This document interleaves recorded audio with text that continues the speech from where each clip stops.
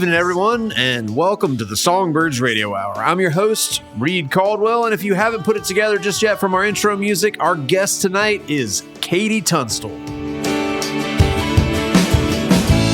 All the muscles tighten in her face, buries her soul in one embrace.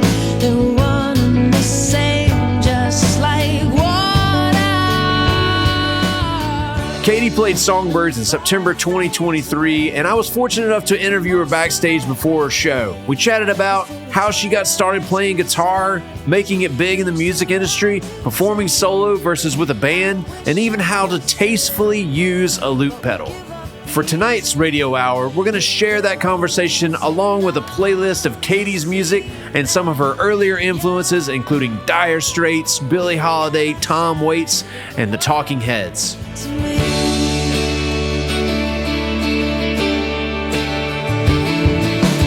on comes the panic line, holding on with fingers and feelings alive, but the time has come. Without further ado, let's get this Songbirds Radio Hour started. Here's Katie Tunstall backstage at Songbirds in September 2023. So, I don't know how familiar you are, how much your management's filled you in on Songbirds and what we do. No, please tell me. So, everything, the museum and everything in it is all part of under the umbrella of the Songbirds Foundation, which is a 501c3 not-for-profit organization. And our primary goal is to bring music to kids all across the South. So, every dollar we make from every show and everything we do, museum, entry, merch, beer sales, whatever, goes back to our Guitars for Kids program. We give away about 1,000 guitars every year. Yeah, But I mean, that's how I learned. I picked up a guitar I never took lessons, but there was some guitars at the school, at my high school, and I would just sneak off and teach myself. So it's having the instrument to start with is how you learn. Totally. Yeah.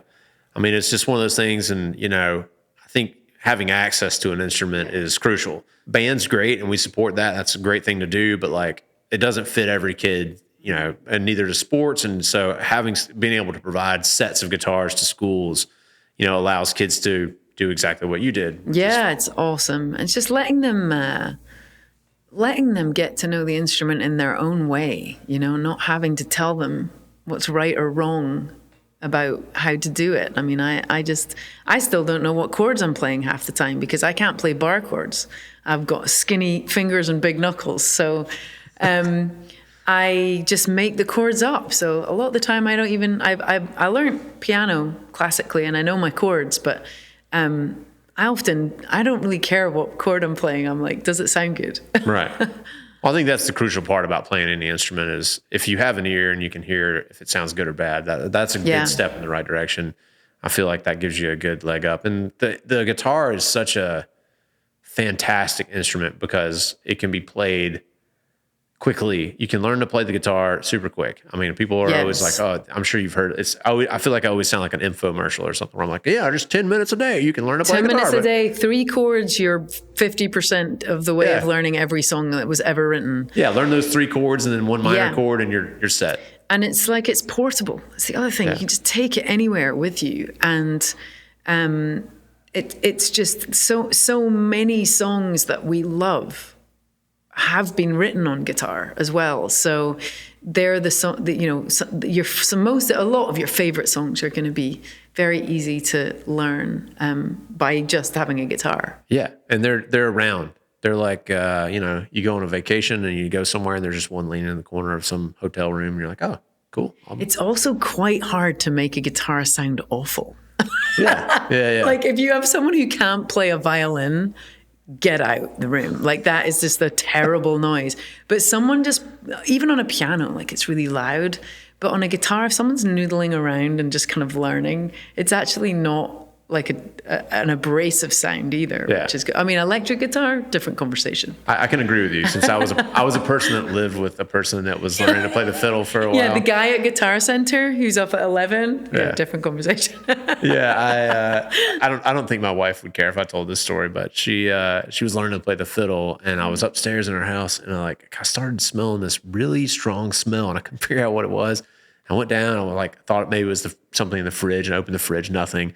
And then I happened to walk by the front door, and the front door just reeked. And I like opened the door, and like 3 feral cats like shot out into the night. And I guess the squeaking and squawking from the violin and like That scared the hell out of the cats, and doesn't it? they like come and retaliated against us, you know. Like, Yeah, another cat was shouting there was free beer. So we were just waiting outside. we're just outside hanging out, having a good time. Yeah, spraying the she front learned door. how to speak feral cat. That's amazing. Yeah. Well, okay, let's talk a little bit about how, I know you mentioned that you kind of had a guitar. Talk a little bit about some of your musical influences and kind of how you got started and what you were trying to do when you at an early age. I mean, I had a pretty unusual upbringing because I was the only person in my family who played anything. So there was no family music history. And my parents didn't listen to music, really. So there was no music collection. I was not familiar with any records growing up. My dad did have a cassette player, and my big brother had a cassette player. And I think my dad had about 9 cassette tapes that he listened to, like now and then, but he would listen to Mozart and Beethoven. It was the soundtrack of Chariots of Fire by Vangelis, which, by the way, I still love. Some Billie Holiday, which I didn't like when I was a kid, but I adore now. And this guy called Tom Lehrer, who's like a genius Harvard mathematician, satirist, singer-songwriter. There's antimony, arsenic, aluminum, selenium, and hydrogen and oxygen and nitrogen and rhenium, and nickel, neodymium, neptunium, germanium, and iron, americium, ruthenium, uranium, europium, zirconium, lutetium, vanadium, and lanthanum and osmium. He did a song. My dad was a physicist, and he did this song called "The Table of Elements," where he's going hydrogen, lithium, oxygen. It's like amazing, kind of Gilbert and Sullivan style take on the table of elements from physics. And so it was a very weird collection of cassettes that my dad had. And then I got to sort of 7 or 8, and my big brother started listening to like Bon Jovi, Van Halen, Dire Straits, and I loved it. I would like sit outside his bedroom door. He had a really nice cassette player that was like one of the flat ones that popped up.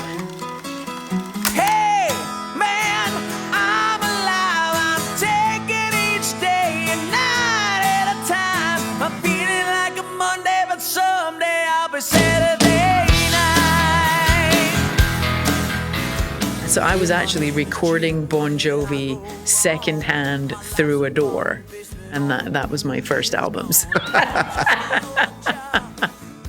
So we've made several musical references, and now's a great time to take a closer look at some of that music.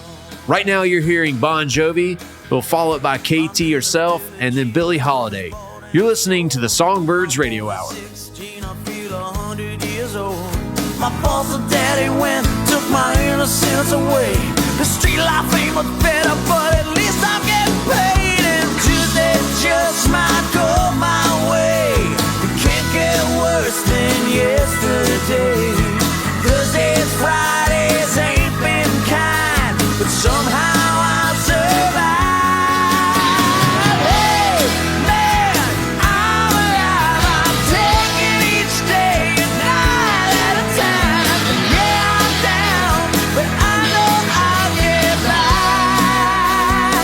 Hey, hey, hey, hey, man, gotta live my life like I ain't got nothing but this roll of the dice. I'm feeling like a Monday, but someday I'll be Saturday night.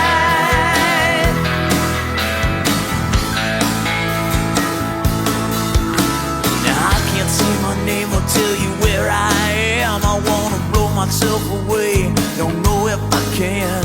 I wish that I could be in some other time and place, with someone else's soul, someone else's face. Or Tuesday just might go my way. Can't get worse than yesterday. Thursdays, Fridays ain't been kind, but somehow I survive. Hey, man, I'm alive. I'm taking each day and night at a time. Yeah, I'm down, but I know I'll get by.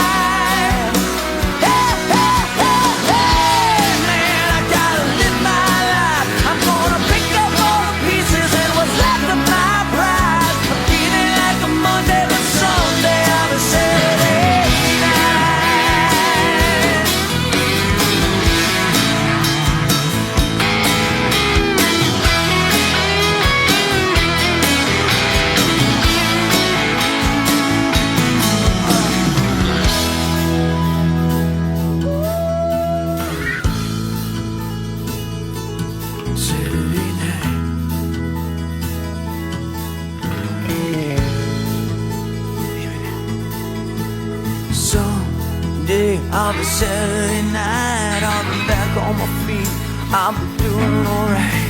It may not be tomorrow, baby, that's okay. I ain't going down, I'm gonna find a way.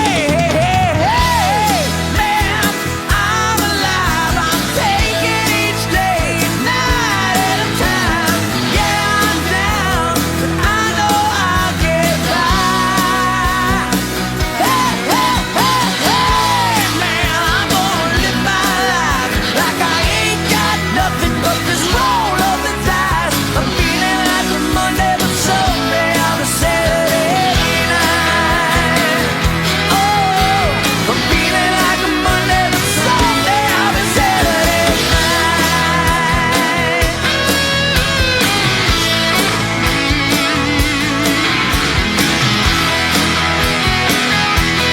Oh, oh, oh, Saturday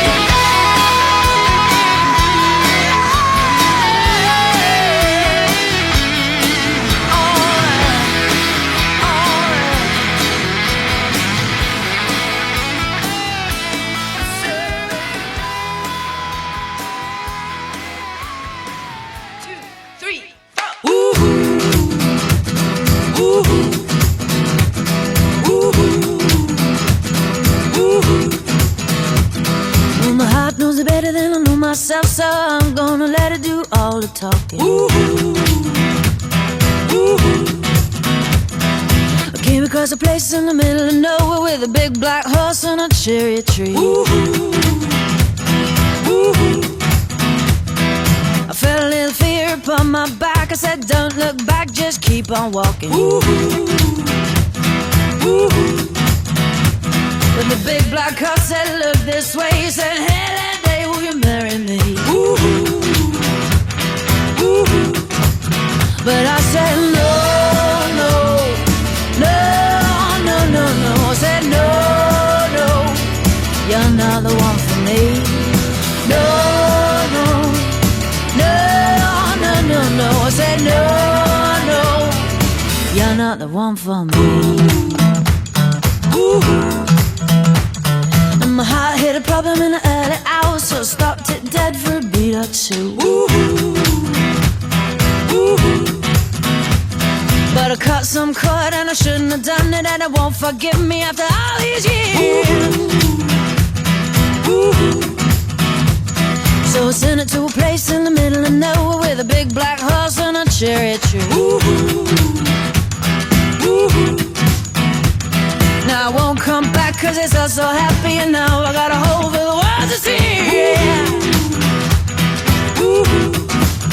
And it said no, no, no, no, no, no. Said no, no, you're not the one for me. No, no, no, no, no, no. Said no, no, you're not the one for me.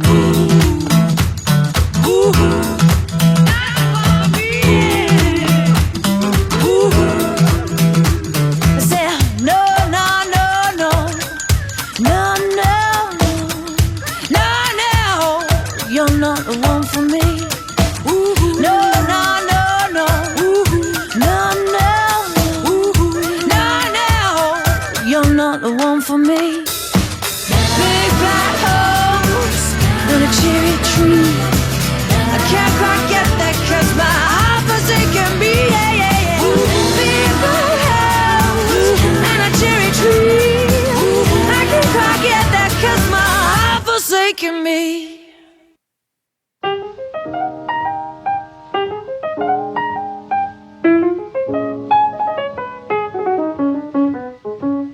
Blue moon, you saw me standing alone, without a dream in my heart, without a love of my own. Blue moon, you knew just what I was there for. You heard me saying a prayer for someone I really could care for. And then there suddenly appeared before me the only one my arms will ever hold. heard somebody whisper, please adore me. And when I looked, the moon had turned to gold. Blue moon, now I'm no longer alone. Without a dream in my heart, without a love of my own.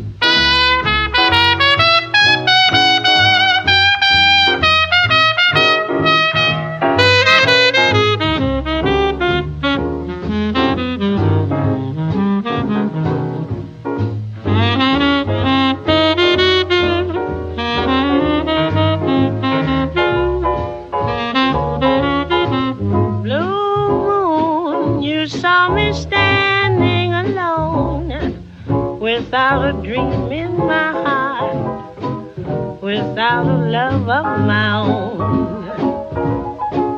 Blue moon, you knew just what I was there for.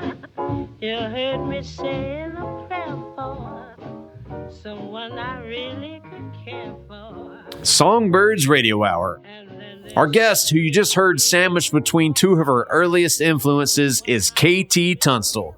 If you're just joining us, she played a show here at Songbirds in September 2023, and we were lucky enough to catch up with her backstage. Tonight, we're sharing that conversation along with a selection of Katie's tunes and her influences. And that was my first albums. So it was a pretty crazy beginning. And I'd started piano lessons because I loved playing. Mm-hmm. So I begged my parents for piano lessons from like the age of 4. I was super young, wanting to play instruments. And then I didn't find a guitar till I was about 15 at high school and just picked it up and I was off to the races. I was like, this is my instrument. This just feels like an extra limb. Just very natural. And that's when I started writing songs. Yeah, I think that's what makes guitar so special. So the question out of that is, can you still sing the periodic song? Yeah, I wish. I never could. I mean, I should really learn that just out of respect. But yeah, go listen to Tom Lehrer, Table of Elements. It's so funny. You could play it tonight at the show. You just be like, okay, now we're going to do something really weird. I am going to try a new song tonight, though, that I've never covered before. So... the state song, right? About all the states in the union. It's not particularly educational per se, but usually because I'm on the road all the time, I always miss the shows I want to see. I never see the movies I want to see. They're out the movie theater by the time I'm off tour. And last night was just one of these weird, like planets aligning. We got into Chattanooga and I Googled what was on. And it was a one night only world premiere of Stop Making Sense at the IMAX with a live Q&A with talking heads all back together, live streamed from Toronto. That was here? That was here at the aquarium. It was so awesome. And so that's what I did with my night off. I went to the aquarium IMAX and it was crazy. All these people were dancing. Everyone had gone up to the back of the IMAX theater and they're all dancing along. And I'd never seen the movie before. I'd seen parts of it. And man, that absolutely blew me away. And my favorite part is the beginning where David Byrne comes on, and this was their touring show. It was a film of the show that they toured, so they kind of really were bedded in, so they were confident with the show. But he comes on with a boombox that just plays a beat, and he plays Psycho Killer on his own. Better run, run, run, run, run, run, run away.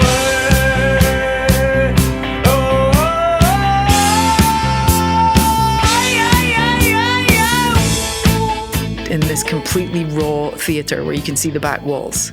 And as the show goes on, all the other instruments and band members and scenery and lighting all starts. But this version of Psycho Killer. I was like, I could totally do that with my loop pedal. So I'm going to try and do that tonight. Yeah.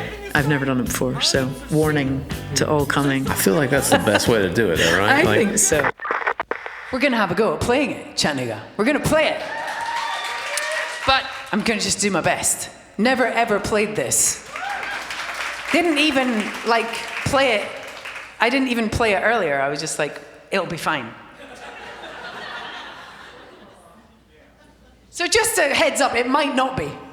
Just a heads up. But let's try it. So I need to recreate that beat, right? So I found some sounds on my little machine. This is called a hand sonic, but because I'm a storyteller, I like to call it hand Christian Andersonic. So come on, do me proud. So it's... That's how it starts, and then there's a thing. So I'm gonna do the thing.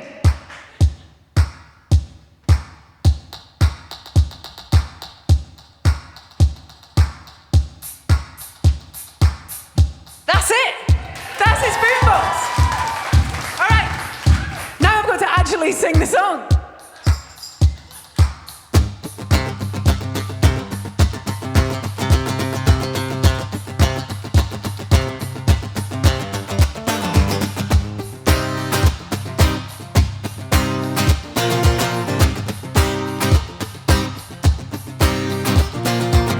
I can't seem to face up to the facts.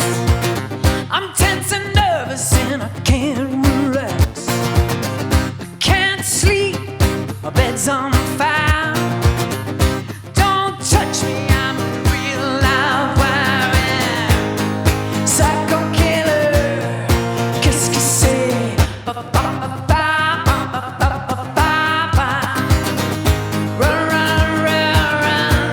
run, run away.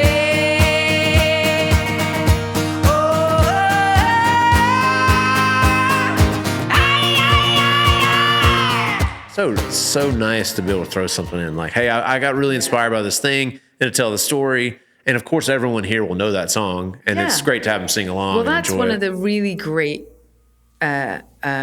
advantages of playing solo, is that you can just do whatever you want and take your time and tell stories and change the set and Change keys in the middle of everything and not tell anyone. I mean, I get it with a banter, and I often would keep to the same set list with a banter because you've got a light show and you've got the sound engineer and everybody's got their settings and you want it to be the best show possible.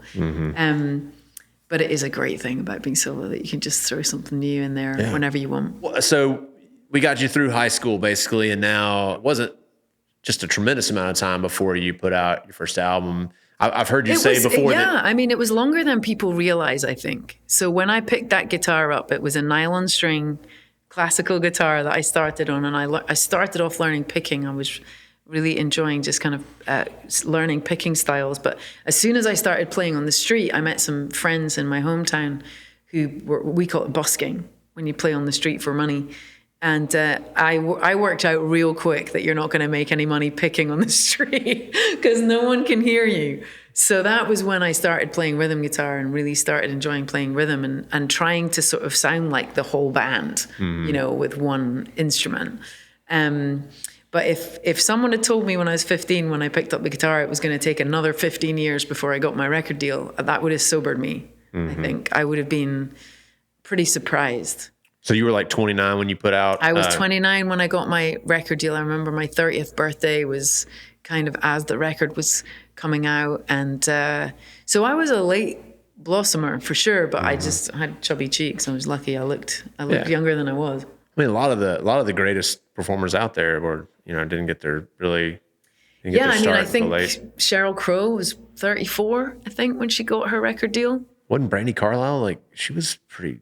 Because she put out so many albums, but then she had the one that Brandy's hit. amazing. Brandy's a good friend of mine. And Brandy actually opened up for me, was how we met. Like, it must have been 15 years ago now. And so to watch her ascent has been just a thrill ride. Yeah. I mean, it's just incredible. And it's all hard work and unbelievable talent and just grit. She's amazing. They build wooden houses beaches on frozen ponds in the summertime when the water's gone. Diagonal lines in their rolled out lawns, and the sage always smells so pretty. But nobody cares where the birds have gone when the rain comes down on Babylon. The stonemason's phone rings all day long, and you gotta get back to the city. I built my house up on this rock, baby, every day with you. There's nothing in that town I need after everything we've been through. Me out in my garden, and you out on your walk is all the distance this poor girl can take without listening to you talk. I don't need their money, baby, just you and me on the rock.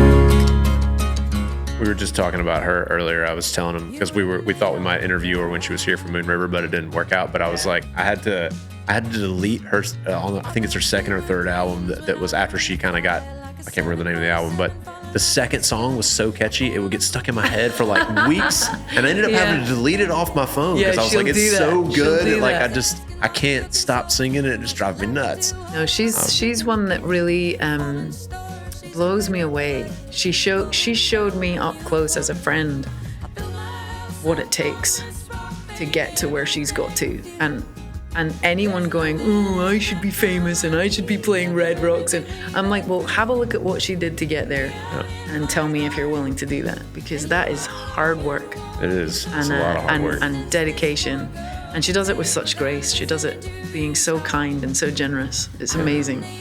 She's bionic. Yeah, it's crazy. It's interesting to watch some people. They just start out and they just then all of a sudden they're famous, and it's just amazing to kind of see how they just, it's like, and then there's some people that you just know just spent so long in the trenches working so hard. I know, and then some people spend that amount of time and it never happens. And I think it's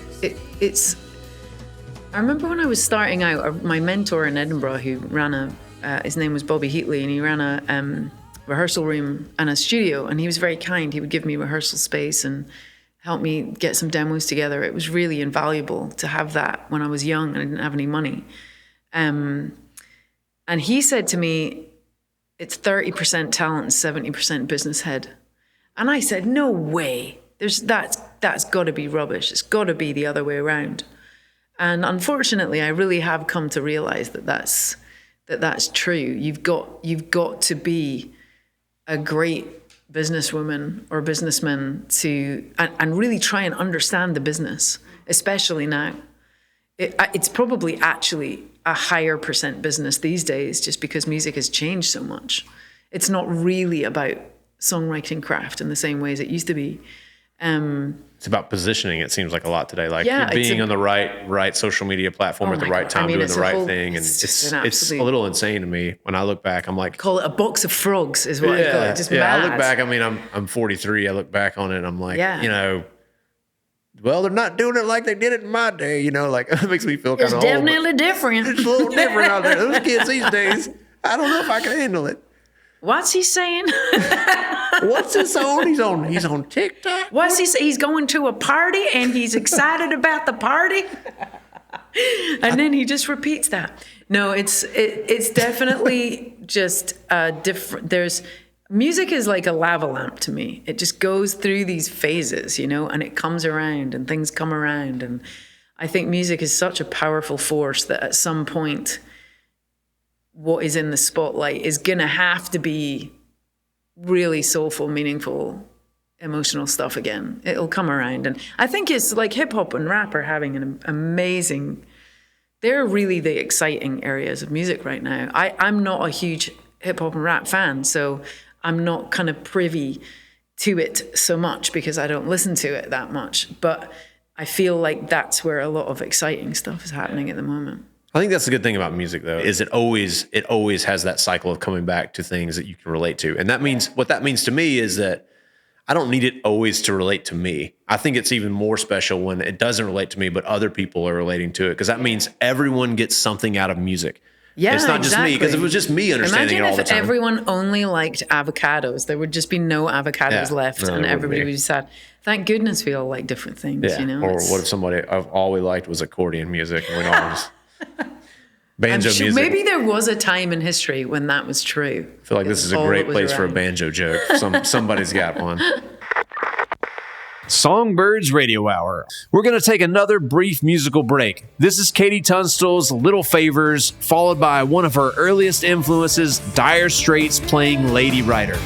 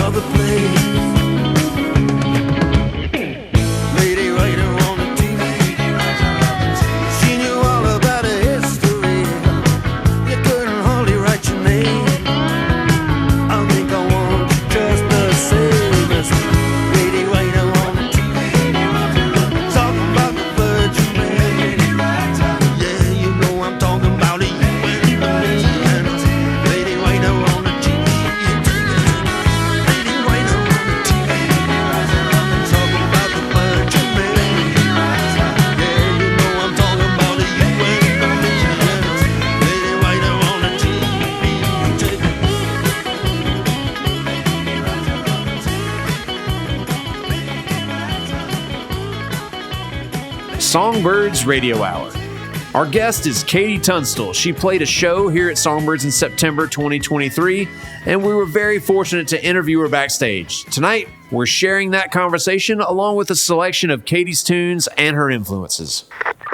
Let's talk a little bit about your playing style, because people always ask questions about stuff like that. I think that what you're doing tonight is, you're playing as a solo artist, and you're utilizing looping pedals, and maybe talk a little bit about the process of, because I think loopers, I think some people overutilize them. They don't use them in a great way. And then I think some people use them in such a profound way. And where's the line? How do you know when you got too much loop or too little, or you're doing too many things? So, spoiler alert, watching looping is extremely boring. I just think it's not exciting. It's exciting for probably about 15 seconds. Seeing someone set up the beat, do the shaker, maybe some backing vocals, that's it.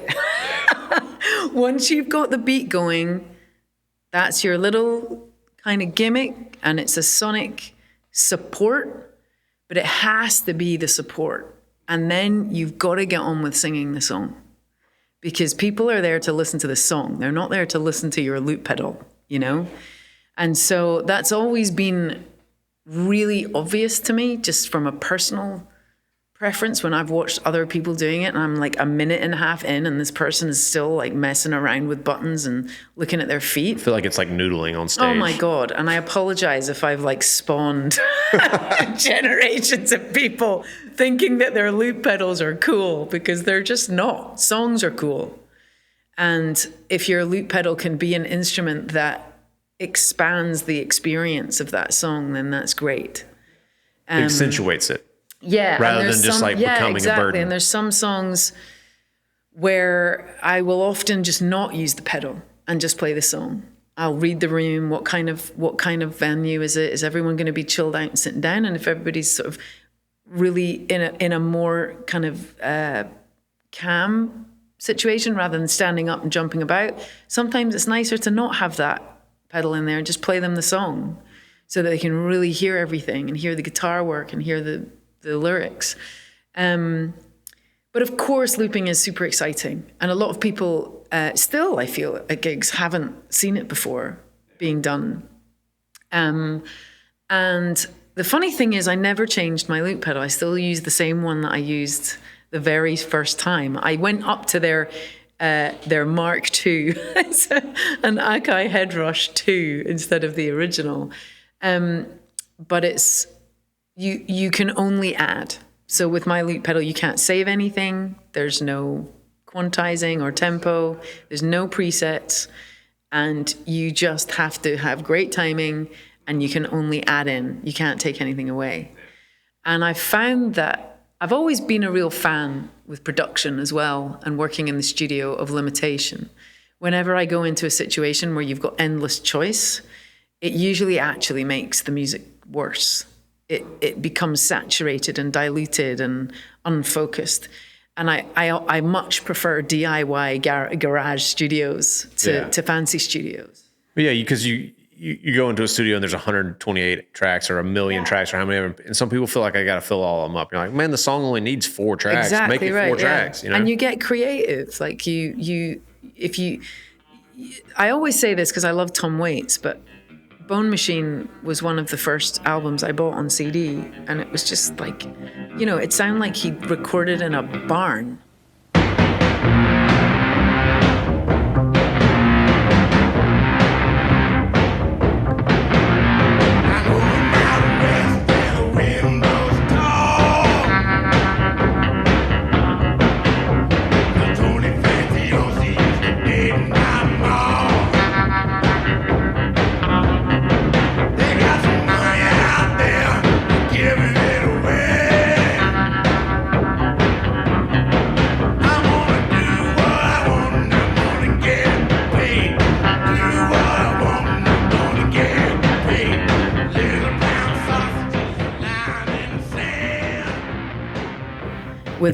With a bunch of torture tools or something. It was crazy. While he was hanging upside down. Yeah, but I remember hearing this kick, and I was like, it sounds like a boot slamming into a cardboard box, and it probably was.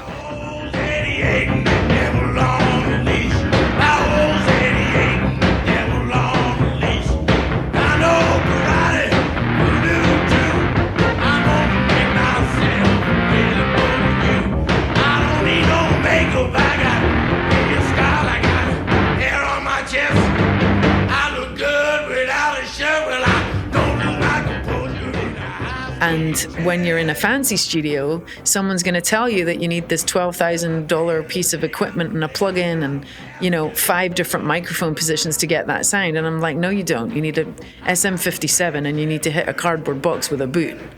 And there's your sound. And so I think with my first record, it was a really good lesson because it was done so lo-fi. We were duct taping comforters on the wall. We were just in this guy's house making the record.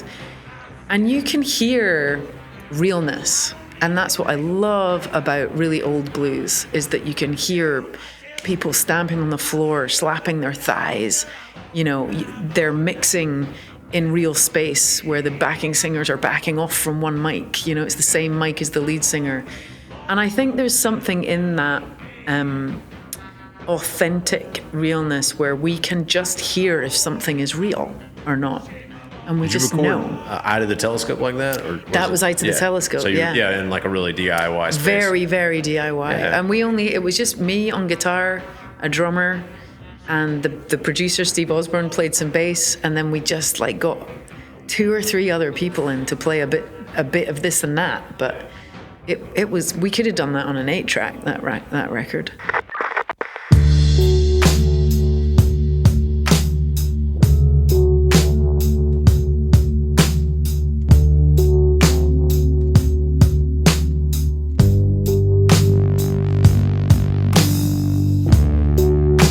A fire burns, water comes, you cool me down. When I'm cold inside, you are warm and bright. You know you are so good for me, yeah. With your child's eyes, you are more than you see. You see into space, see in your face the places you've been, the things you have learned. They sit with you so beautifully, yeah. You know there's no need to hide away. You know I tell the truth. We are just the same, and I can feel everything you do. And I think that's what makes those kind of records special. There's so many bands that come out of the gate, and people are like, oh, they have a great first album, and then their second album is not as good. And I think some people are like, oh, they just lost their creative energy. I'm like, I don't know if they did. I think they just got so many. They went from having so little options that they had to work with what they had, and then they get to this point and they're like, it's so big and so grandiose, and we got to have a choir and we got to have this. And It's super interesting. Exactly right. So you suddenly have options and you want to use them all. And also, I think maybe something about second album syndrome that people who haven't gone through album processes maybe don't understand is you're going from zero to hero. If you're making a second album, then you're doing pretty well, right? Your first album's done well enough that you're making a second one. So you've gone from no one knowing who you are to really having eyes on you, and there's pressure on you. And you've gone from playing in bars to probably playing in bigger venues. And so for me personally, it was like, God, I need a sound that's going to fill these venues. So you want to make a record that feels like it's going to fill those bigger venues, even if you don't really want to make music that sounds like that. yeah, You're going to be kind of naked on stage playing it. yeah. And I got to play then- a stadium. I understand. And then the yeah. other thing is, once you start making some money, a whole lot of other people get involved in what you're doing. A lot of other people get interested in what you're going to make and whether you're going to keep making the money or not. So that, you know, you get a bunch of record company people, a bunch of publishing company people, and suddenly everybody's got an opinion on what you're doing. And it's quite difficult to not listen and try and keep that out, because at the same time, they're kind of paying for the studio, you know? Yeah. So it can be a really tricky navigation. I certainly felt like I went through. It was very difficult making the second album. Yeah.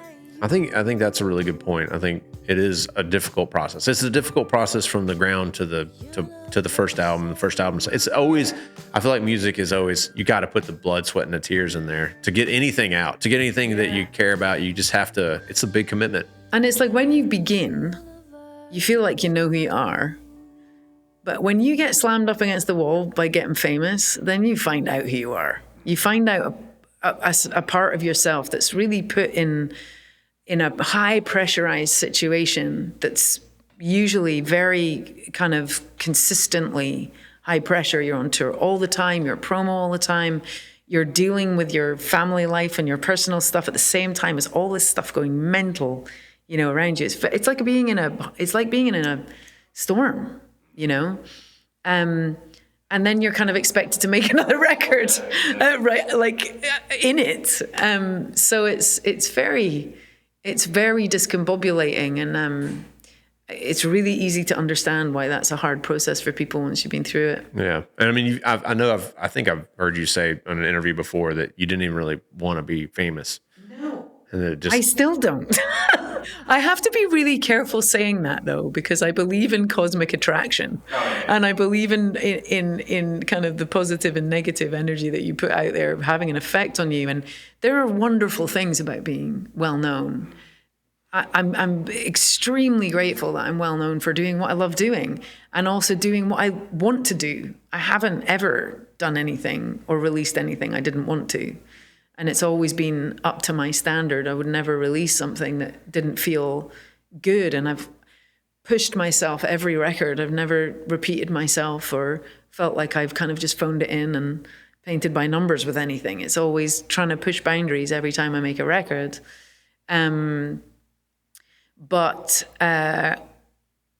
people knowing who you are outside of being on stage is really weird. Yeah. I can see that just from being where we are.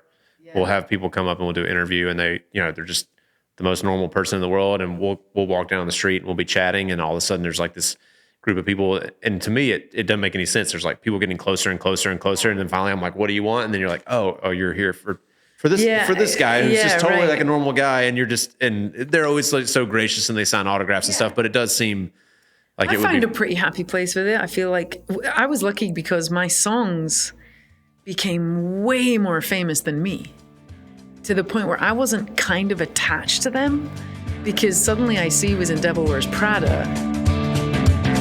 Her face is a map of the world, is a map of the world. You can see she's a beautiful girl, she's a beautiful girl. And everything around her is a silver pool of light. People who surround her feel the benefit.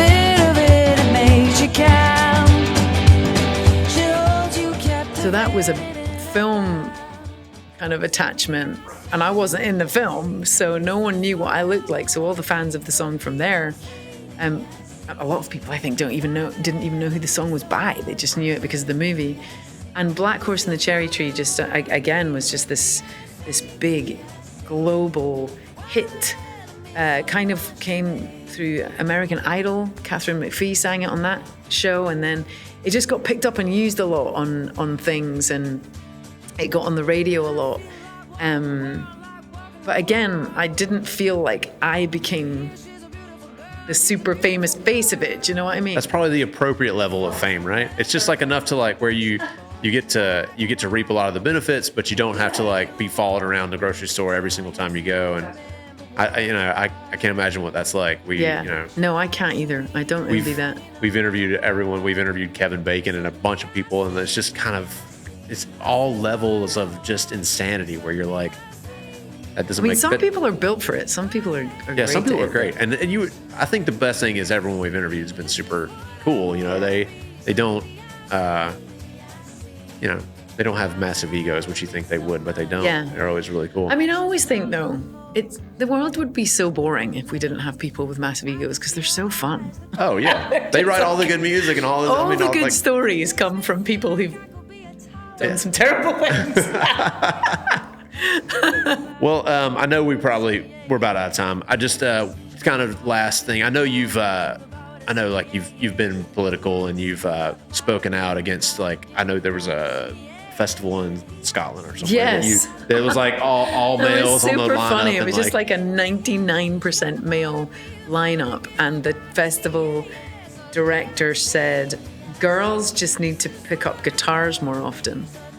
And I tweeted back, I've had great dudes picking up my guitars for 15 years and I pay them well. Well, kind of off of that, I think that's great.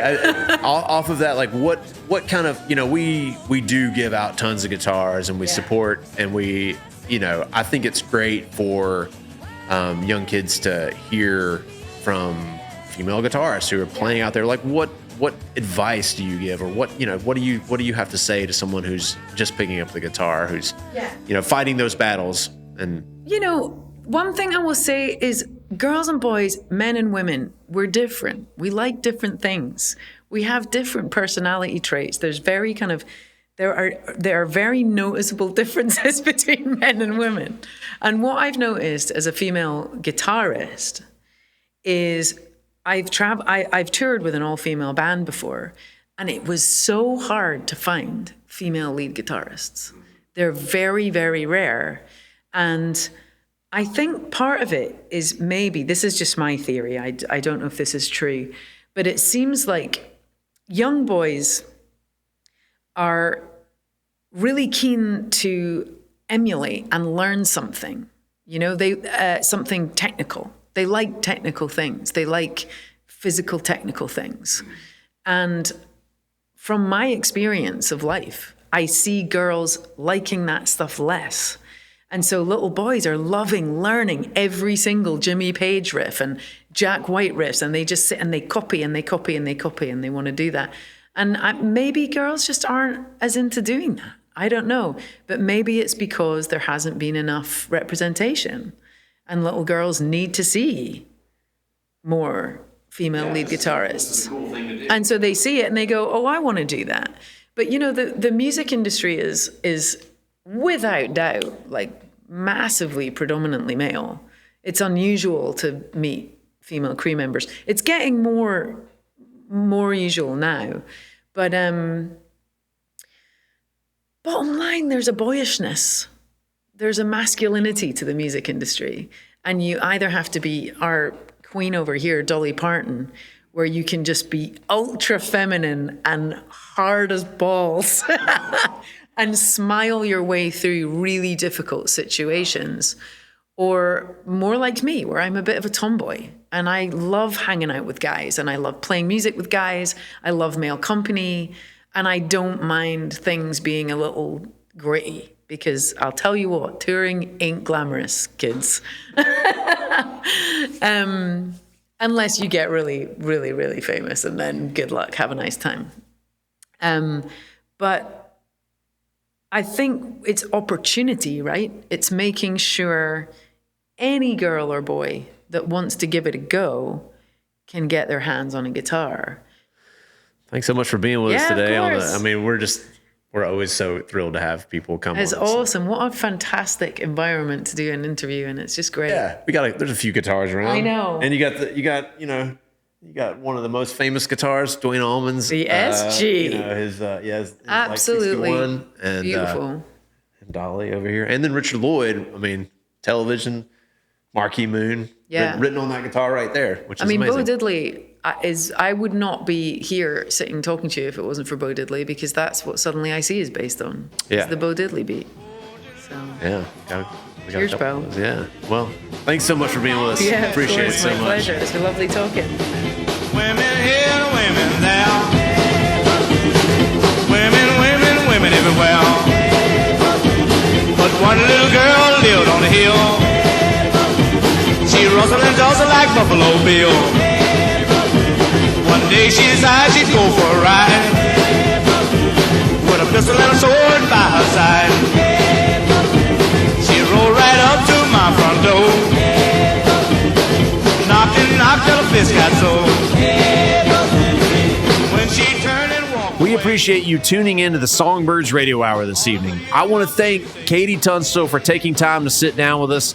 Be sure to check out her music. She's got such a fantastic catalog that you can make your way through if you haven't already. Next month, we'll be featuring another intrepid performer, Emily Wolfe. Watch out for that episode on December 9th at 7 p.m. here on WUTC.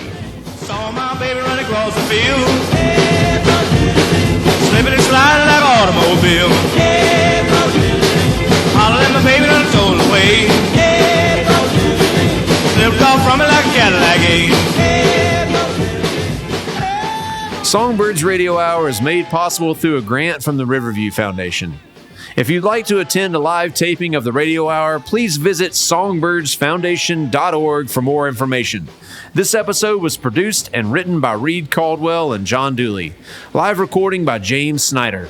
Additional thanks to Victoria Sauer, Charlie Moss, WUTC, and of course, Katie Tunstall. Directed, edited, and mixed by John Dooley.